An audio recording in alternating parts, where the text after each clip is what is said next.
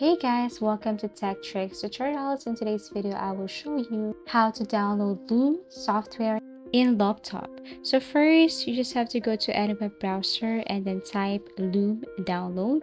So click the very first link that you can see here, tap this one, and it will take you directly to this. Now choose your recorder if you want to install using Chrome extension or just simply download it on your desktop application. So you can see more information right here. Click download, and as you can see above on the right side, you will see that it is now starting to download. So you have to wait for a couple of seconds, minutes, or depends on your internet.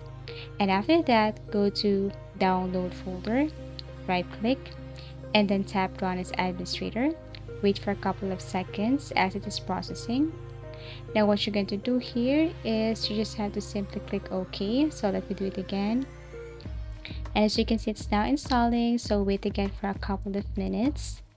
And then once done, and then it will take you directly to the sign up section where you need to sign up or create an account right here using your Gmail or your Google account, and of course password. So once you have your account, then this is what it looks like. You can now start using your Loom. So you can record here, or you can just simply share this to any of your friends.